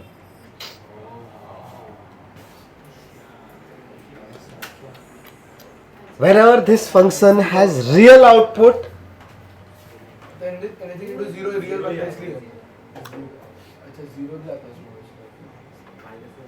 0 बनता है ना, वो वाला आता है। -1 रख लेंगे अपन। हाँ, बट इतना गेम खेलते नहीं है वो, ठीक है। अगर -1 पुट किया तो क्या दिक्कत है? 0 बन रहा है ना, 0 इंटू √-2 इज 0।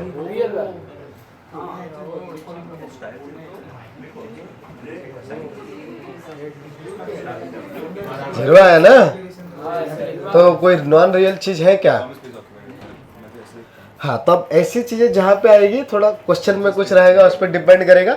समटाइम्स ऐसे कैलकुलेशंस भी करने पड़ते हैं जहाँ पे आधा पार्ट नॉन रियल है, लेकिन उसके साथ में मल्टीप्लाई में आ रही 0 वाली चीजें। तो फंक्शन में ऐसे डोमेन के केस में तुमसे नहीं पूछा जाएगा ऐसे उल्टी सीधी बातें, बट अगले जो टॉपिक्स हैं लिमिट, कंटिन्यूटी, डिफरेंशियबिलिटी, वहाँ पे ये वाला कॉन्सेप्ट बड़ा ही काम आएगा कि आधा साइड वाला चीज़ नॉट डिफाइंड है, लेकिन ये खुद 0 है। बट उसमें भी आयोटा मतलब जहाँ पे डिफाइंड रहेगा जस्ट ऐसा वाला चीज़ है, तो अब उसमें क्वेश्चन अभी तक कभी आया नहीं है ऐसा कि इस आइड वाला पार्ट जो है आयोटा बन रहा है, मल्टीप्लाई कर दिया 0। उनको और अच्छे से थोड़ा क्वेश्चन में एक्सप्लेन करना पड़ेगा कि find this set of values of x whenever this function has real output. पूरा पूरा ऐसे वर्ड्स में बोल दिया, तो ऐसा बोल दिया तब तो 0 को लिखना पड़ेगा ना, लेकिन इनफाइनाइट वैल्यूज थोड़े पुट करेंगे। हाँ, पर उसमें वहाँ पे दिक्कत आ जाएगा, तो इसलिए थोड़ा सा कुछ और उनको लिखना पड़ेगा। मतलब फिर वो जैसे -224 आया था, तो अभी तो है तो रियल ही ना, 2 आयोटा आ गए, तब तो सब कुछ ही बोल दो, फिर तो हाँ सब कुछ ही डोमेन में डाल देंगे। कुछ और लिखना रहेगा, ऐसा कोई क्वेश्चन मिलेगा तो बताऊंगा, अभी तो दिमाग में नहीं आ रहा है जहाँ पे वैसा चीज़ रहेगा। बट अभी ये कन्फर्म है दोनों अनइक्वल है। हाँ, तो अभी वो दोनों आइडेंटिकल नहीं है, ये समझ में आता है। अगला हेडिंग डालो, पीरियोडिक फंक्शंस। चलो हेडिंग क्या डाला? Periodic functions. पीरियोडिक फंक्शंस क्या होते हैं पता है क्या?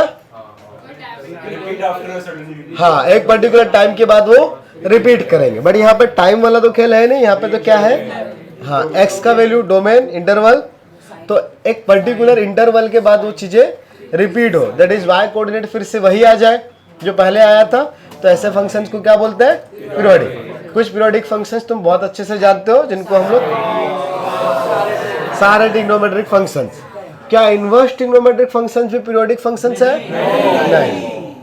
हाँ, तो पीरियोडिक फंक्शन का छोटा सा डेफिनेशन अपने पास है, if f of x plus t is equal to f of x for all x greater than for all x belongs to their domain। Domain मतलब अगर पीरियोडिक हो गया तो पीरियोडिक में भी ऐसा हो सकता है कि डोमेन कंप्लीट रियल नंबर नहीं हो, जैसे 10x बीच वाले पार्ट गायब है ना, तो जो भी पार्ट गायब रहेगा वो बार बार वो भी रिपीटेड तरीके से आएगा ही। हाँ, तो बट जितना भी डोमेन है जो भी उस पर डिफाइंड है, उसके पूरे डोमेन के लिए f of x plus t is equal to f of x for particular t। और t कैसा होना चाहिए? ग्रेटर देन 0 कोई नंबर, कि आपने x में कुछ ऐड किया फिर से सेम वैल्यू आ गई, f of x plus t is equal to f of x। ठीक है, तो अगर कोई पॉजिटिव नंबर ऐड करने पे सेम चीज आ गई, then t is called the period.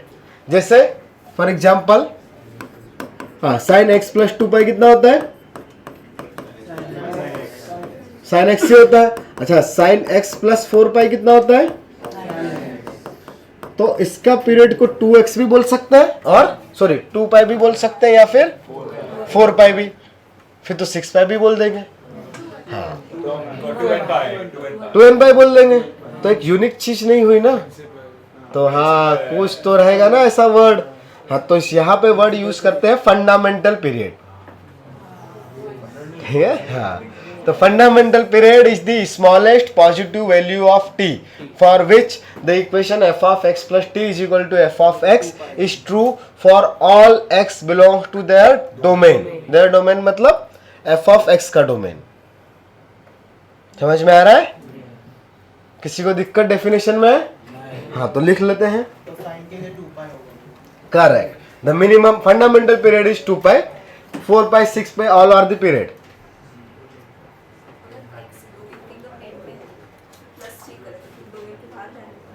ऐसा हो ही नहीं सकता, फिर वो और आगे फंक्शन डिफाइंड होगा ही। पीरियोडिक फंक्शन अगर है तो अगर छोटे से इंटरवल के लिए भी डिफाइंड है तो वो इन्फिनिटी तक जाएगा ही, अदरवाइज वो पीरियोडिक नहीं होगा। मतलब ऐसा हो सकता है कि वैल्यूज रिपीट कर रही हो, मतलब मान लो 0 से बहुत बड़े नंबर तक रिपीट कर रही है, x की पावर 10,000 या 10 की पावर 10,000 तक रिपीट कर रही है, लेकिन उसके बाद चीज़ें बदल गई। अगर रिपीट नहीं कर रही है तो वो पीरियोडिक नहीं बचा। फॉर एग्जाम्पल, अगर तुम्हारे पास कोई फंक्शन ऐसा है, ठीक है, यहाँ से ये रिपीट करते जा रहा है, मान लो ये सब सेम ही साइज के हैं, सब रिपीट कर रहा है, बट एक बहुत दूर जाके थोड़ा सा ऊपर चला गया, this function is not periodic function, कभी भी नहीं, ये हमेशा ऐसा ही होना चाहिए एज इट इज सेम। हाँ ये ऐसा हो सकता है, इतना रहा, फिर बीच में नॉट डिफाइंड है, फिर ऊपर से आ गया, मतलब यहाँ पे नॉट डिफाइंड आया, फिर इस इंटरवल के लिए नहीं, फिर से डिफाइंड हो गया। बट वो नॉट डिफाइंड या जहां पे वो फंक्शन का आउटपुट एग्जिस्ट नहीं कर रहा है, वो इंटरवल भी रिपीट करेगा। जैसे एवरी ऑड पाई बाय 2 पे 10 डिफाइंड नहीं है, फ्रैक्शनल पार्ट एवरी इंटीजर पे फ्रैक्शनल पार्ट का वैल्यू 0 आता है, आखिर वो डिफाइंड है लेकिन 0 आता है, बट 10 में तो डिफाइंड ही नहीं है पाई बाय 2 पे। हाँ तो वो इंटरवल भी बार बार ही आएगा। हाँ बोलो, कोई भी फंक्शन रहेगा सेम इंटरवल के बाद उसको रिपीट करेगा तभी पीरियोडिक बोल देंगे। अगर ऐसा नहीं है तो वो पीरियोडिक नहीं बचेगा। और फिर पीरियोडिक फंक्शन है तो उसका ऑब्वियसली डोमेन -∞ से इन्फिनिटी में चला जाएगा। ठीक है, ऑल वैल्यूज नहीं बट सम वैल्यूज। ठीक है, हाँ क्या हम एक पॉइंट ऑफ टाइम के लिए इसको पीरियोडिक मान सकते हैं और इसके बाद वो नहीं होगा periodic? नहीं, ऐसे पीरियोडिसिटी किसी फंक्शन की डिफाइन नहीं कर सकते। हाँ ठीक है, उसका हमने अलग से कुछ डेफिनेशन करके फंक्शन को अलग वर्ड्स में कुछ डिस्क्राइब कर दिया, that is this function is repeating the values from this interval 0 to 10,000। हाँ, आफ्टर दी एवरी 3 x = 3 या इंटरवल ऑफ 3, तो अलग से कहानी होगी तो ठीक है, वो उस इंटरवल के लिए बाकी पीरियोडिक फंक्शंस की प्रॉपर्टी फॉलो करेगा, but the complete function is not periodic function. बाकी कुछ प्रॉपर्टीज है, एरिया निकालना है, ग्राफ बनाना है, तो ठीक है, वो सब प्रॉपर्टीज को वो उस पर्टिकुलर इंटरवल तक फॉलो करते जाएगा, but the complete function periodic function नहीं हुआ। कंप्लीट के लिए कंप्लीट डोमेन में चाहिए। बाकी कुछ वर्ड्स में अलग से आपने कंडीशन डिफाइन कर दी तो सब चलता है। आपने बोल दिया कि भाई 0 से 10 तक वो 20 बार रिपीट कर रहा है, उसके बाद रिपीट नहीं कर रहा है, हाँ तो क्या दिक्कत है, कर लेगा 0 से 20 तक 10 तक रिपीट हो बार बार। ऑसिलेट होती है ना चीज़ें, इस रोड पे जा रहे हैं, स्पीड ब्रेकर है, 20 स्पीड ब्रेकर बने हुए, ऊपर जाती गाड़ी ऊपर नीचे फिर सीधे निकल गई, ऐसे होता है ना स्पीड ब्रेकर।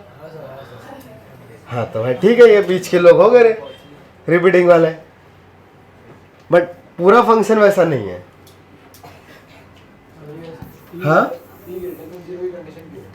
हाँ, हम लोग x में आगे जाने पे वैल्यू फिर से आ रही है क्या, वहां से डिफाइन की गई है।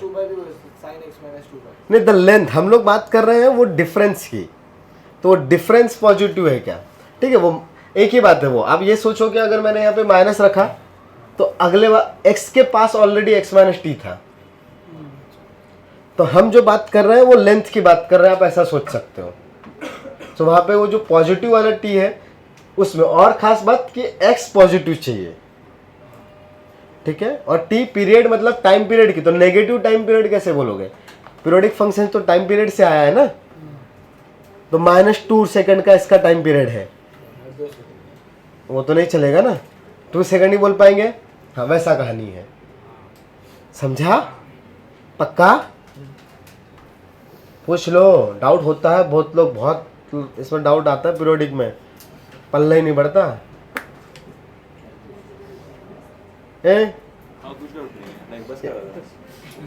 सब कुछ क्लियर है।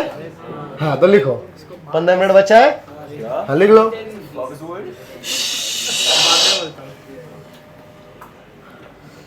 कुछ लिखा अभी तक, 1-2 वर्ड।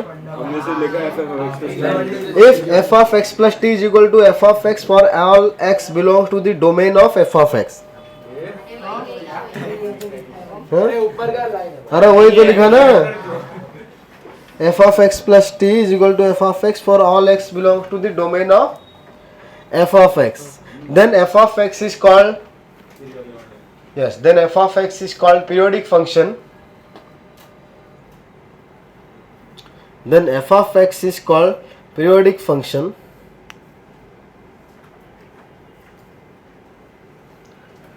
मतलब जिस तरीके से अभी लिखा है उसमें हाँ t नेगेटिव चलेगा, पीरियड में हम उसको पॉजिटिव बोलेंगे,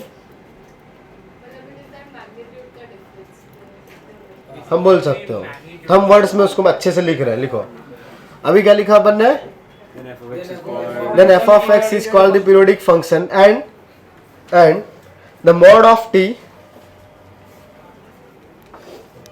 ऐसा लिख लेने का, mod of t, ठीक है, and mod of t is called the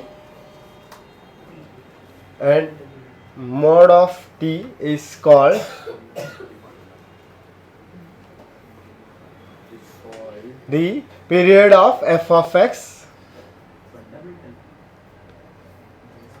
and mod of t is called the period of f of x, and minimum positive value of t,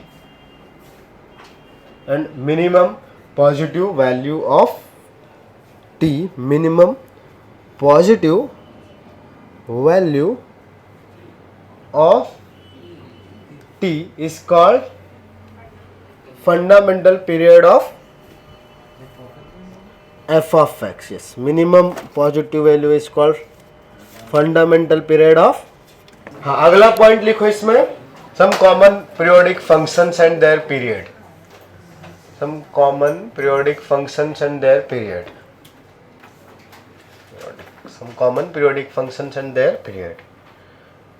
तो ट्रिग्नोमेट्रिक क्या लिख लेते हैं पहले, and their fundamental period. हाँ, तो ये फंक्शन है और उसका इधर पीरियड. तो साइन एक्स का 2 पाई, उससे कम तो नहीं है ना कि sine pi minus x sine pi sine x होता है, तो उसको भी बोल दें, नहीं ना. हाँ, एक्स तो प्लस वाला चाहिए था ना. अच्छा, कॉस एक्स का, सेक एक्स का, कॉसेक एक्स का, इन चारों का 2 पाई आएगा. बस साइन का 2 पाई है तो उसका रेसिप्रोकल भी तो 2 पाई के बाद ही रिपीट करेगा. अच्छा, तो फिर बताओ tan x का, ये सब पढ़ रखा है क्या? अच्छा, बताया था ट्रिगो में. ओके, तभी मैं सोचो होशियार कैसे हो रहे हैं लोग. तीसरा बताओ, कोई और पीरियोडिक फंक्शन पढ़ा है तुमने बना देंगे सर हम. In recent time? सिग्नम किधर पीरियोडिक है? हाँ, फ्रैक्शनल पार्ट. इसका पीरियड कितना है? 1. एवरी इंटीजर के बाद में वो ऐसे ऐसे चलता रहता है ना, 1 ही बनता है. 1 से 0, 1 से 0, 0 से 1, 0 से 1, 0 से 1 करता रहेगा वो. तो इसका पीरियड 1. और कोई सा है क्या?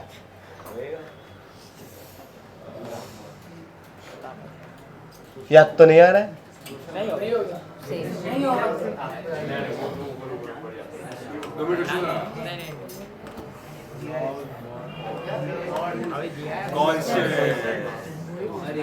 कांस्टेंट फंक्शन पीरियोडिक है कि नहीं है?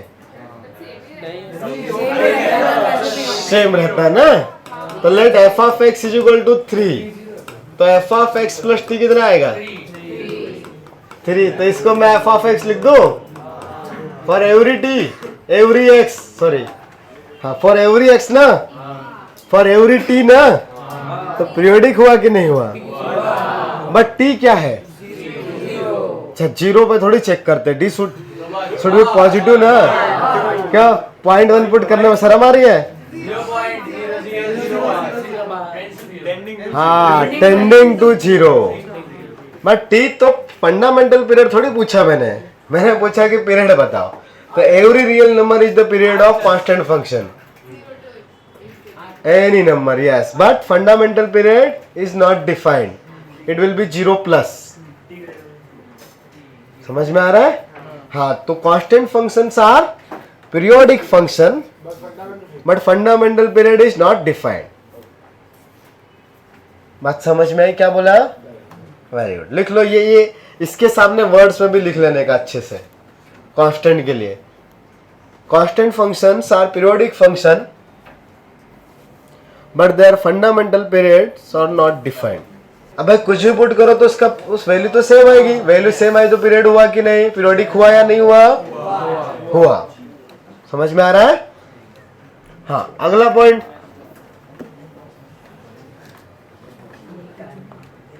अगले पॉइंट में क्या लिखेंगे? सब हो गए रे. अच्छा, अगर कोई फंक्शन पीरियोडिक नहीं है तो डायरेक्ट वर्ड्स में यूज होगा नॉट पीरियोडिक फंक्शन, या अपीरियोडिक ऐसा भी यूज होता है। ए लिख देते हैं, पीरियड क्या हो गए, ठीक है। जैसे फॉर एग्जांपल कुछ 2-4 अपीरियोडिक फंक्शंस का नाम बताओ। लॉग, GIF, एक्स स्क्वायर, हाँ log x, signum, x cube, कुछ भी सही है। चलो सीख गए। लिखने का जरूरत है नहीं ना। अपीरियोडिक फंक्शन भाई जिसका पीरियड नहीं है वो non periodic, period does not exist ऐसे कुछ बोलते हैं। नॉट पीरियोडिक फंक्शन ऐसा रहता है। कंफर्म है? हाँ, अगला चीज प्रॉपर्टीज ऑफ पीरियोडिक फंक्शन। कहाँ गया रे प्रीवियस पीरियोडिक फंक्शन। पहला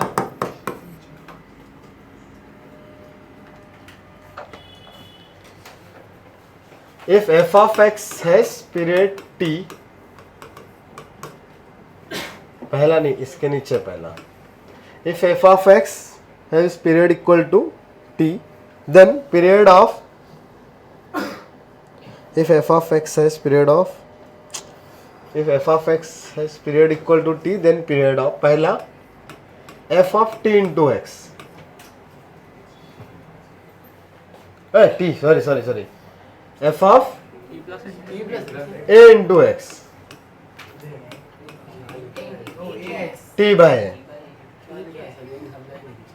for any a belongs to a real number। जैसे फॉर एग्जाम्पल साइन एक्स का पीरियड कितना है, 2 पाई है ना।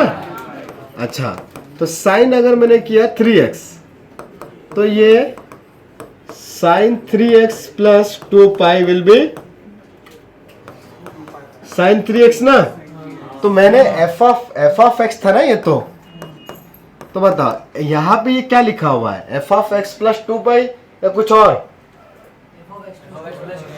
गलत। x में क्या मैंने 2 पाई ऐड किया?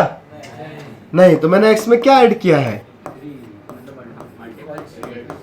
2 पाई बाय 3। हाँ, इधर जो मल्टीप्लाई में हुआ इधर डिवाइड हुआ क्या? बात समझ में आई? समझ में आ रहा है? तो अगर यहाँ पे x के साथ मल्टीप्लाई होगा तो पीरियड में वैल्यू डिवाइड हो जाएगी। सही है? कुछ कंफ्यूजन? आप वैसे भी सोच सकते हो भाई, पहले अगर मान लो किसी फंक्शन का पीरियड और किसी फंक्शन के x में मल्टीप्लाई कर दिया 3x, तो पहले जो 30 पे मिल रहा था अभी वो 10 पे मिलेगा। सही है ना? जैसे मैंने ड्रॉ कर लिया, मान लो साइन 3x ही ड्रॉ कर लिया या साइन 2x ड्रॉ किया, तो साइन 2x का अगर ड्रॉ किया तो x equal to pi by 2 पे वो 0 आ जाएगा ना, फिर से तो वैल्यू कम हो जाएगा ना, ग्राफ ऐसा हो जाएगा ना, जल्दी जल्दी फ्रीक्वेंसी बड़ी रिपीट होगा ना, तो पीरियड का वैल्यू कम हो जाएगा क्या? हाँ। तो अगर f ऑफ x है, अगर f ऑफ x का पीरियड t था तो ax का कितना आ जाएगा, t बाय। कोई कंफ्यूजन? दूसरा सोने का नहीं है, 5-10 मिनट की बात है, ठीक है? ठीक है, 6 मिनट। ओके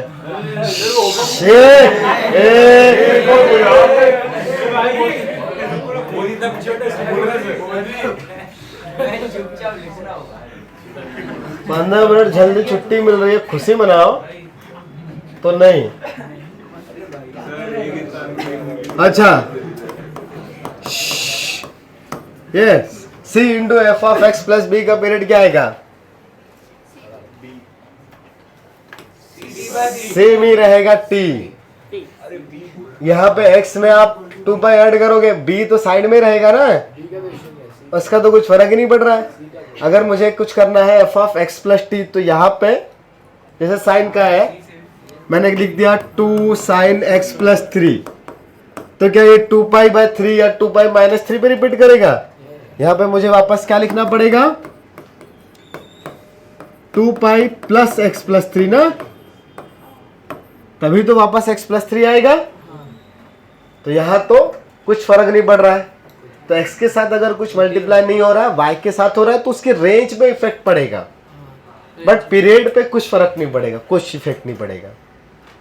रिपीट क्यों होगा? एक्स की वैल्यू में क्यों इफेक्ट आएगा? क्या हमने एक्स के साथ किसी नंबर का मल्टीप्लाई किया? नहीं किया।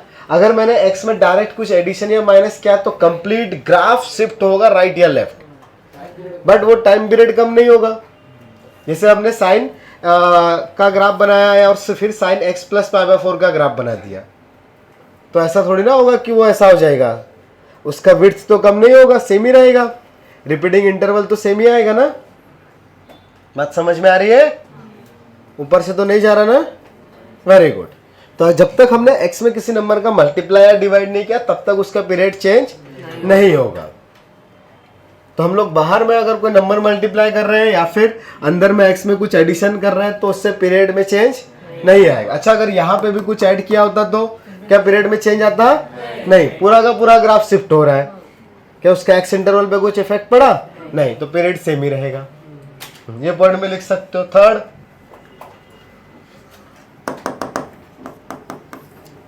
लेगा जितना होगा उतना। f of x1 and f of x and g of x are two periodic function.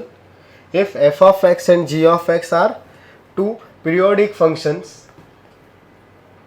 if f of x and g of x are two periodic function with the period t1 and t2, with the period t1 and t2, f of x plus g of x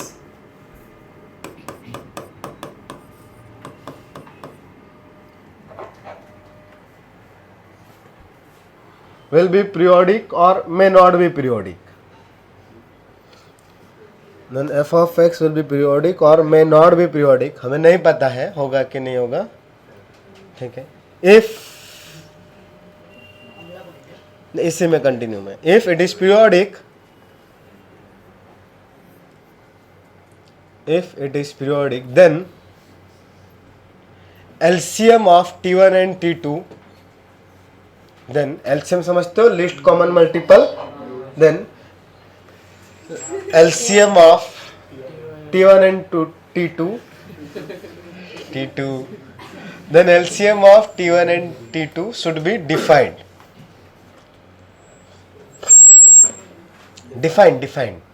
exist करना चाहिए, should exist, ठीक है। हाँ, तो automatically दूसरा वाला point इसी में क्या आ जाएगा? हाँ, if LCM is not defined then they will not be periodic. हाँ, ऐसा लिख लेने का।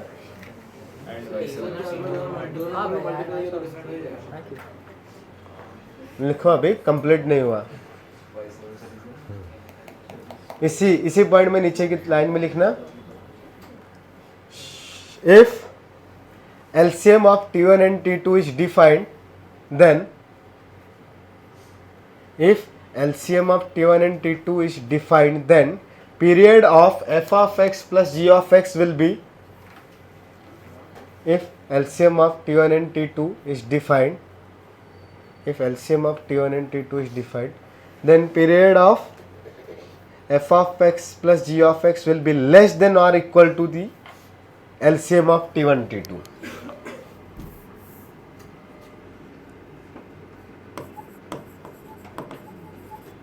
मान लो period of f of x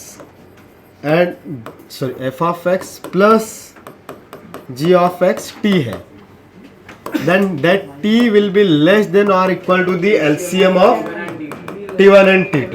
ऐसा क्यों समझ में आ रहा है? दोनों चीजें रिपीट करनी चाहिए ना, तो आप ऐसा समझ सकते हो कि दोनों का एडिशन, मतलब ऑब्वियसली माइनस के लिए भी रहेगा, दोनों साथ में रिपीट करना चाहिए। जैसे मान लो एक फंक्शन ऐसा है, ठीक है, एवरी 1 के इंटरवल पे वो रिपीट कर रहा है, ठीक है। दूसरा फंक्शन है जो 1.5 पे या 2.5 पे, नहीं 1.5 पे रिपीट कर रहा है। तो पहली बार में मान लो वो यहां पे मिल गए, हाँ, तो वापस कहां पे मिलेंगे वो? तो यहां पे जो दोनों के सम की वैल्यूज आई थी फिर से वापस यहां पे आएगी ना, अगेन वापस यहां पे भी देखो, इन दोनों का जो सम इस पॉइंट पे आया था, इससे आगे जाओगे आप तो यहाँ पे ऑटोमेटिकली आएगा सेम। हाँ, मतलब ये लेंथ जो भी थी दोनों का सेम आएगा ना, y1 y2, तो सेम वैल्यू वापस से कब मिलेगी? 3 के बाद। सही है? बात समझ में आ रही है? हाँ। तो अगर ये लेकिन वापस से कोई कॉमन पॉइंट नहीं है दोनों में, एक बार मिल गए, दोबारा कभी मिल ही नहीं रहे, तो क्या वो दोनों का कंबाइंड चीज फिर से रिपीट करेगा? नहीं। तो ये ऐसा मैच करना इज कॉल्ड द एलसीएम ना। हाँ, अब बात आती है कि एलसीएम डिफाइंड होगा कब नहीं होगा दोनों का। तो रैशनल नंबर और इस रैशनल नंबर में कुछ कॉमन होता है क्या? √2 और 10 में कुछ कॉमन है? द एलसीएम मतलब अगर दो नंबर्स ऐसा आप सोच सकते हो, मान लो ए और बी का एलसीएम है सी, देन सी बाय ए भी इंटीजर आना चाहिए एंड सी बाय बी भी क्या आना चाहिए? Integer. Then c is called the LCM, the common multiple. इसमें जो सबसे छोटा वाला वैल्यू रहेगा वो least common multiple, that is c, that common multiple is the integer. So the lowest common multiple, that is the lowest integer which satisfy this situation, मतलब this relation, which called the LCM। यही definition पढ़ी थी 5वीं 6वीं 7वीं में कभी, तो 5वीं में।